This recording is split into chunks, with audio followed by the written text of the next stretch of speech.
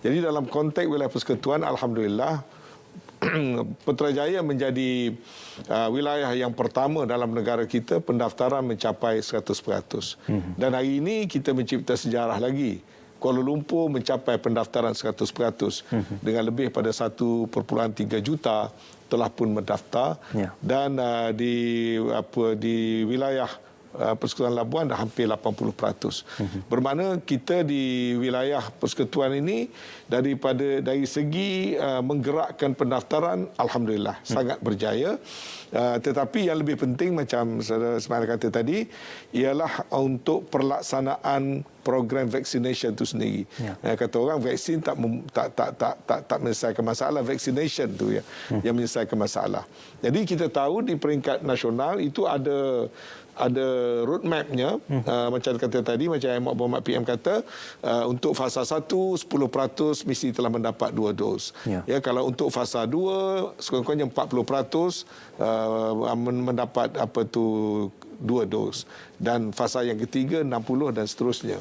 Jadi untuk wilayah persekutuan, saya merasakan kita mesti berusaha secara berlipat ganda kerana di sini adalah pusat komersial. Di sini juga pusat pentadbiran. Di sini juga segala aktiviti yang menyumbang kepada ekonomi negara berlaku di wilayah persekutuan.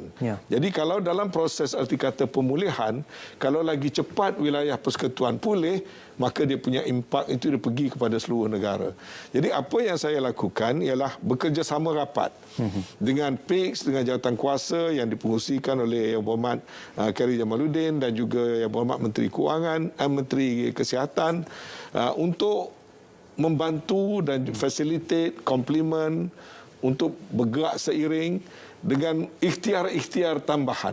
Jadi apabila di wilayah ini dibina PVV Mega misalnya, maka kita merasakan kalau kita bergantung hanya pada PVV Mega, mungkin akan ada di luar sana rakyat yang susah nak pergi ke PVV Mega, ramai yang mungkin menunggu lambat, mungkin ada yang uzur, ada yang tua, yang cacat, macam-macam yang ada. Jadi kita reverse the process. Daripada rakyat pergi ke tempat vaksin, kita bawa vaksin kepada rakyat.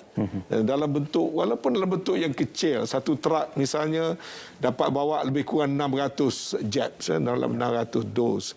Dan kita perlukan banyak truk, mungkin berpuluh truk. Tapi sekurang-kurangnya saya dapat tengok bagaimana kegembiraannya. Macam hari ini seorang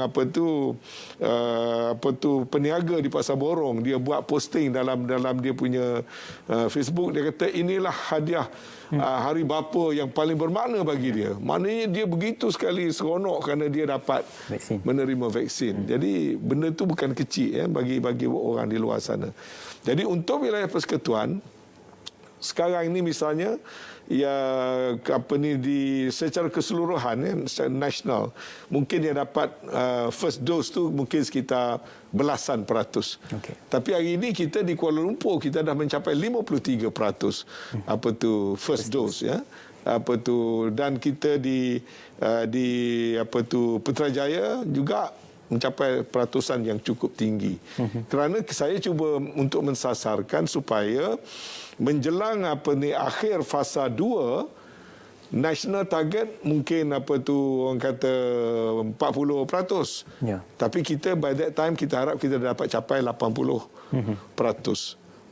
Kalau kira dari segi timeline, sekitar akhir bulan Ogos, kita merasakan kita boleh. Misalnya di Labuan, sasaran kita 80% itu lebih awal, bulan Julai lagi. Walaupun nasionalnya mungkin tunggu Disember ataupun November, tapi oleh kerana Labuan menghadapi pandemik yang agak serius, kemungkinan ada varian baru dan sebagainya, maka kita lipat gandakan usaha. Kalau dulu dalam keadaan normal, di Labuan hanya suntikan 700 ke 1,200 suntikan. Hari ini kita lipat gandakan program suntikan di Labuan kepada 3,300. Jadi itu dah naik lebih kurang 300%. Kalau dulu di Kuala Lumpur, kita suntikan lebih kurang 7,000 sehari. Sekarang ini kapasiti kita bina dengan berbagai-bagai cara. Suntikan kita sudah boleh buat sampai lebih pada 30,000, 34,000 dan mungkin akan bergerak kepada 40,000 suntikan sehari. Daripada 7,000. Jadi ini kaedah yang kita lakukan dengan mempelbagaikan bagaimana cara rakyat mendapat vaksin. Untuk makluman, di wilayah persekutuan sekarang, kita ada lebih kurang 100 lebih pusat-pusat di mana rakyat boleh menerima vaksin. Mungkin orang tak sedar. Ya? Termasuk yang mega, Tazi? Yang mega tu ada beberapa tempat yang kita pun dah tahulah, macam mana ada di Bukit Jalil, ada di apa tu WTC, di WTC dan sebagainya, dan baru lagi dibuka lagi di apa ni, MyTech, di MyTech, ya. Tapi kita juga ada lebih pada 100 general practitioners ataupun klinik-klinik yang juga boleh melakukan vaksin. Lebih pada saya tak silap saya 100 berapa belas gitu. Kemudian kita ada 19 hospital swasta yang juga di situ juga mereka boleh melakukan vaksin kepada pelanggan mereka ataupun mereka-mereka yang menghendaki. Okey. Kemudian kita ada sekarang ini 12 truk yang bergerak ke berbagai tempat. Ada pergi ke Pasar Borong. Hari ini saja kita ada truk yang pergi buat suntikan di quarters polis. Hari ini juga ada yang buat suntikan di Pasar Harian Selayang.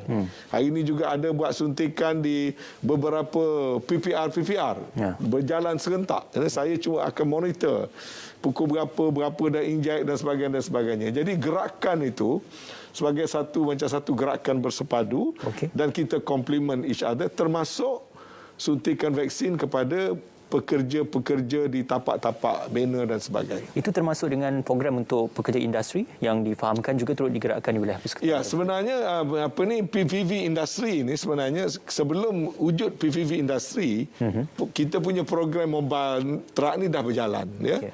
Kemudian bila dia dah berjalan, kemudian datang idea PPV industri. Jadi semalam ataupun pagi tadi kita Kementerian Wilayah dah buat penyelarasan yang dipengerusikan oleh Yang Berhormat Khairi Jamaluddin. PPV industri ini sebenarnya mengikut tanggungjawab kementerian-kementerian tertentu. Kalau Kelang misalnya, itu di bawah MITI yang akan conduct dia punya PVV industri.